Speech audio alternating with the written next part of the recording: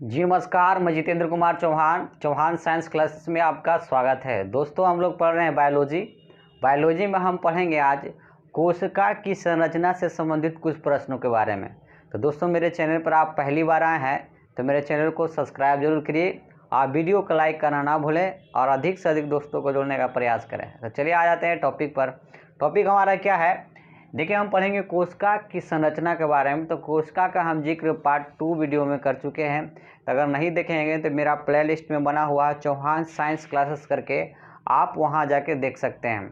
देखिए, हमारा क्या है कि कोशिका क्या है, तो प्रत्येक जीव का शरीर जो होती है कोशिकाओं की बनी होती है। कहा जाता है जीवन की सबसे छोटी इकाई होती है जो कोशिका कहलाती है। तो चलिए आज हम पढ़ेंगे। जो प्रश्न लेकर आए हैं ये हमारा क्या है, ये कोशिका की संरचना से संबंधित है। ठीक है, तो देखिए क्या बोल रहा है कि कोशिका का निर्माण विभिन्न घटकों से होता है जिन्हें कोशिकांग कहते हैं। जो हमारी कोशिकाएं होती है वो बनी होती है, और किससे बनी होती है, तो विभिन्न प्रकार की घटकों से बनी होती है। उसे हम क्या कहते हैं, कोशिकांग कहते हैं। उसे क्या कहते हैं, कोशिकांग कहते हैं। वो कोशिकांग जंतु एवं ठीक है पादप के शरीर में अलग अलग रूपों में पाए जाते हैं, जिसके बारे में हम आगे देखेंगे। ठीक है, अब इसके बाद में क्या बोल रहा है कि प्रत्येक कोशिका एक विशिष्ट कार्य करती है। मतलब जितनी भी कोशिकाएं हैं उसमें एक अलग ही कार्य करने की, एक अलग स्वभाव होती है, एक अलग कार्य करने की क्षमता होती है, और उसमें अलग अलग कार्य करने की शक्तियां पाई जाती है। ठीक है, इन कोशिका के कारण ही कोशिका एक जीवित संरचना है। मतलब जो कोशिकाएं होते हैं उन कोशिकाओं में जो विशिष्ट कार्य करने की कोशिकांग पाए जाएंगे, उन्हीं कोशिकांगों को उसी अंगों की मदद से, उन्हीं कोशिकांगों की मदद से जो कोशिका कार्य करती है, इसीलिए कोशिका एक जीवित संरचना कहलाती है। ये कह सकते हैं कि कोशिका एक क्या है, जीवित है। ठीक है, जो जीवन से संबंधित सभी कार्य सक्षम होती है। मतलब कोशिका जब कार्य करेगी तो हमारे जीवन में क्या होता है, हमारे शरीर की वृद्धि एवं विकास होगा।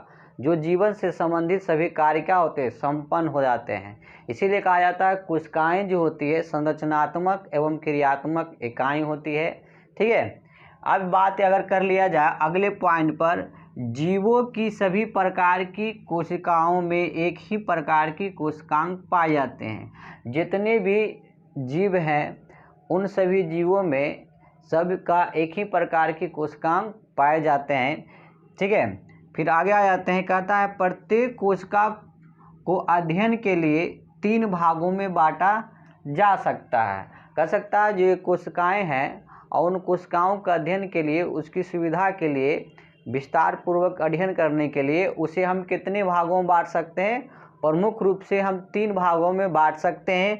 और ये 3 भाग देखिए क्या है, एक होता है कोशिका झिल्ली, दूसरा होता है कोशिका द्रव, और तीसरा होता है केंद्रक। इसे 3 जितने भी प्रत्येक कोशिका है, जो भी कोशिका, उसको अध्ययन के लिए हम 3 प्रमुख भागों में बांट सकते हैं। तो एक जो है हमारी कोशिका झिल्ली, जिसे हम प्लाज्मा मेम्ब्रेन कहते हैं। दूसरा हमारा है कोशिका द्रव, जिसे साइटोप्लाज्म कहते हैं। और तीसरा जो हमारे पास केंद्रक है, जिसे हम न्यूक्लियस बोलते हैं। क्या बोलते हैं? न्यूक्लियस बोलते हैं। ठीक है, तो कहा जाता है कि प्रत्येक कोशिका को अध्ययन के लिए 3 भागों में हम क्या कर सकते हैं, बांट सकते हैं। पहला कोशिका झिल्ली। कोशिका झिल्ली की बात कर लिया जाए तो कोशिका झिल्ली क्या होती है कि जीवों, जितने भी जंतु हैं, उन सभी का शरीर के सबसे बाहरी आवरण जो बना होता है वो कोशिका झिल्ली कहलाती है।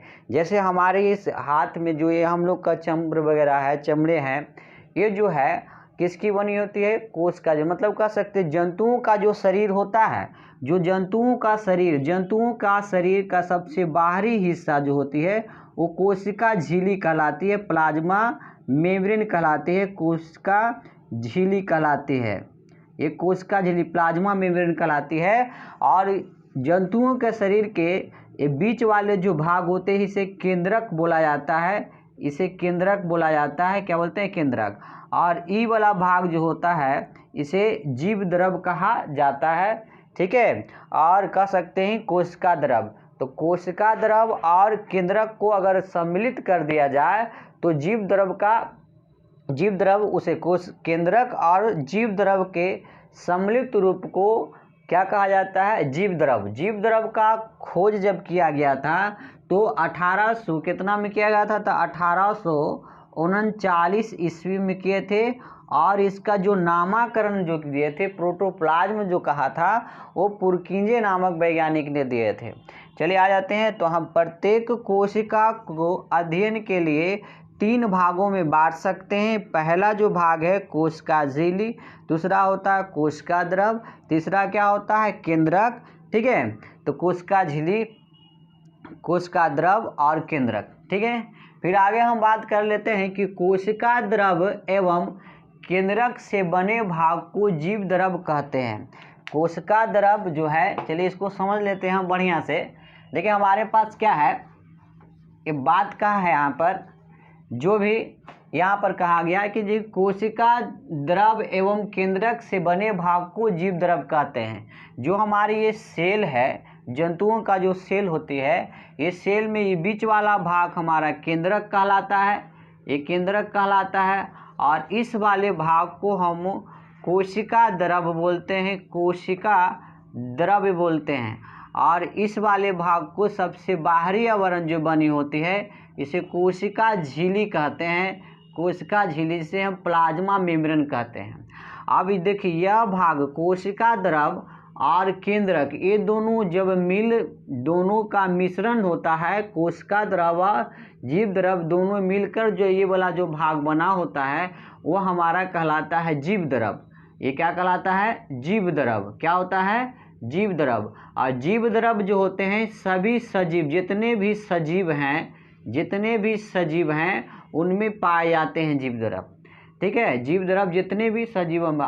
जीव द्रव क्या है? तो जीव द्रव एक संरचनात्मक और कार्यात्मक इकाई है, जिसका हम एक अलग से वीडियो लेकर आए हैं। जीव द्रव का खोज, ठीक है, नामकरण 1839 ईस्वी में पुरकिंजे नामक वैज्ञानिक ने किया था। तो हमने समझा सबसे बाहरी आवरण जो होती है जंतुओं के शरीर में, वो कोशिका झिल्ली होती है। ठीक है, क्या होती है? कोशिका झिल्ली। तो वही बोला गया है कि कोशिका द्रव एवं केंद्रक से बने भाग को जीव द्रव कहते हैं। कोशिका द्रव और केंद्रक से इस वाले भाग को कोशिका द्रव बोला जाता है, और ये केंद्रक है। तो ये केंद्रक जो है, ठीक है, कोशिका का ये केंद्रक वाला भाग, ठीक है, ये दोनों मिलकर जो बना हुआ भाग, जो बने हुए सम्मिलित रूप होते हैं, वो हमारा क्या कहलाते हैं? जीव द्रव कहलाते हैं। और जीव द्रव क्या होती है? सभी सजीवों की कोशिकाओं में पाई जाती है। ये अर्ध तरल पदार्थ होती है, दानेदार भी होती है और रंगीन भी होती है। ठीक है, आगे हम बात कर लिया जाता है कि प्लाज्मा झिल्ली या कोशिका झिल्ली जो होती है, प्रोटीन तथा लिपिड से बनी जीवित पतली झिल्ली होती है। ये जो कोशिका झिल्ली है, ये कोशिका झिल्ली है, जो कोशिका झिल्ली जो होती है, जिसे हम प्लाज्मा, ठीक है, प्लाज्मा झिल्ली या प्लाज्मा मेम्ब्रेन कहते हैं, ये जो बना होता है ये प्रोटीन का बना होता है। ठीक है, और ये जो होता है लिपिड से भी बने होते हैं, और एक ऐसी होती है जीवित संरचना होती है, और पतली झिल्ली, पतली आवरण का होता है। यहाँ तक ही कि ये प्लाज्मा जो झिल्ली होती है लचीली होती है। कैसी होती है? लचीली एवं मुलायम होती है। ठीक है, इसके बाद में आगे पढ़ते हैं हम। ठीक है, आगे क्या कहा गया कि जंतु एवं पादप कोशिकाओं की संरचना। तो जंतु एवं पादप कोशिकाओं की संरचना जो है, मुख्य रूप से हम देख सकते हैं जंतुओं के शरीर में और पादप के शरीर में। पादप कोशिका में, ठीक है, पेड़ पौधे होते हैं, उनकी शरीर भी कोशिकाओं से बनी होती है, और वो भी सूक्ष्म कोशिका से। जिस प्रकार से जंतुओं के शरीर भी क्या बनी होती है? कोशिका से बनी होती है। अब यहाँ बात कर लिया जाए तो जंतु एवं पादप कोशिकाओं की संरचना जो किया गया है, मुख्य रूप से 2 रूपों में रखा गया है, एक पादप कोशिका के आधार पर, एक जंतु कोशिका के आधार पर। पादप कोशिका का अगर बात कर लिया जाए, ठीक है, और जंतु कोशिका का बात कर लिया जाए, तो यहाँ पर देखिए पादप कोशिका ये मुख्य रूप से 3 रूपों में बटा होता है। ये कोशिका भित्ति होती है, पहला भाग इसका कोशिका भित्ति, दूसरा क्या है? केंद्रक, और किसका होता है? कोशिका द्रव। कहने का मतलब है कि पादप कोशिका में, क्या पाई जाती है? कोशिका भित्ति पाई जाती है। अब कोशिका भित्ति का बात कर लें तो कोशिका भित्ति क्या होती है? पादपों के शरीर के सबसे बाहरी आवरण, इस वाले भाग को हम कोशिका झिल्ली कहेंगे। और उसके जस्ट बाहर वाला जो भाग होती है, ये बाहर वाला जो भाग होती है हमारी कोशिका भित्ति कहलाती है। इस वाले भाग को हम क्या बोलते हैं? कोशिका भित्ति। कोशिका भित्ति बोलते हैं, इसे सेल वाल बोला जाता है।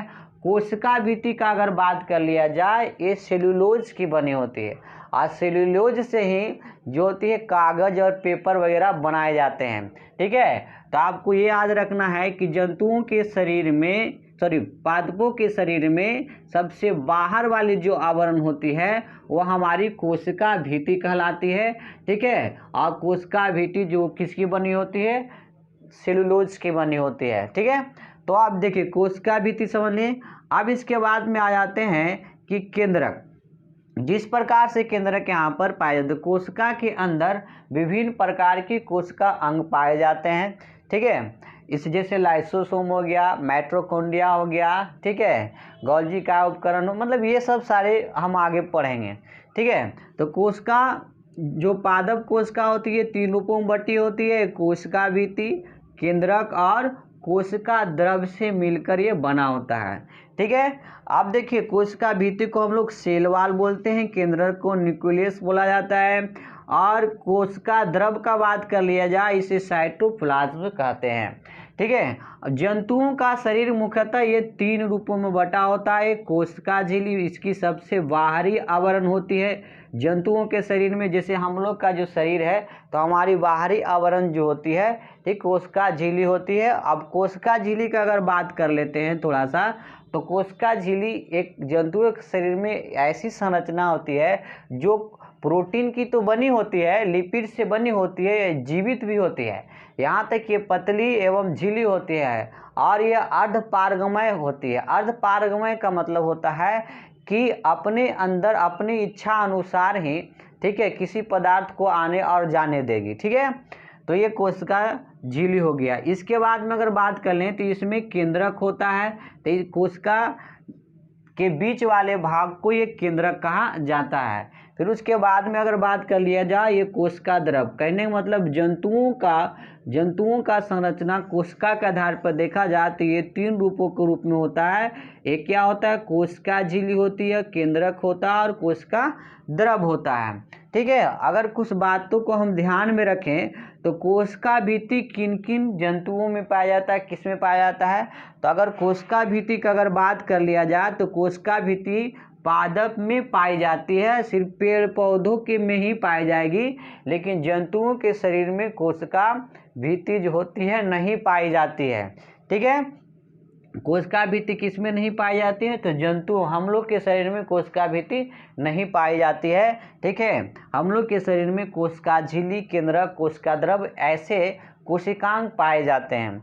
अगर बात कर लिया जाए आगे कि प्लाज्मा मेम्ब्रेन पादप एवं जंतु दोनों कोशिकाओं में पाई जाती है। अगर बात कर लिया जाए कोशिका झिल्ली किन किन चीज़ों में पाई जाती है, तो ये जो प्लाज्मा झिल्ली जो है, प्लाज्मा मेम्ब्रेन जो है जिसे बोलते हैं कोशिका झिल्ली, ये दोनों प्रकार की ठीक है कोशिकांग में पाए जाएंगे। ये पादप कोशिका में भी पाया जाएगा, जंतु कोशिका में पाया जाएगा। तो आप इसको याद रखिएगा कि प्लाज्मा झिल्ली किन किन पादप कोशिका और जंतु कोशिका में पाए जाएंगे। अगर बात कर लिया जाए केंद्रक जो होता है, केंद्रक भी दोनों प्रकार की कोशिकाओं में पाई जाती है। ये पादप कोशिका में भी पाई जाएगी और जंतु कोशिकाओं में पाई जाएगी। अगर कुछ और अगर जानना होगा, जैसे हम यहाँ पर बता दें कि एक होता है लाइसोसोम, एक होता है राइबोसोम। लाइसोसोम जो होता है कि पादपों के शरीर में नहीं पाई जाती है, लेकिन लाइसोसोम जंतुओं के शरीर में पाई जाती है। अगर वही बात कर दे राइबोसोम जो होता है दोनों प्रकार की कोशिकाओं में पाई जाती है। एक ये पादप कोशिका में भी पाई जाती है और जंतु कोशिका में भी पाई जाती है। तो ये हमने देखा महत्वपूर्ण चीज़ें, महत्वपूर्ण प्रश्न को, और अक्सर इस टाइप से यहाँ से प्रश्न एग्जाम में पूछ लिए जाते हैं। तो दोस्तों ऐसे ही वीडियो लेकर आएंगे। अगर मेरा पढ़ा हुआ अगर अच्छा लगा होगा तो मेरे वीडियो को लाइक एवं शेयर ज़रूर कीजिएगा। और पीडीएफ के लिए चौहान साइंस क्लासेस ज्वाइन करें। आपका ये जो भी हम बताए हैं वहाँ पर पीडीएफ उपलब्ध करा दिया गया है। फिर मिलेंगे अगले वीडियो में। धन्यवाद।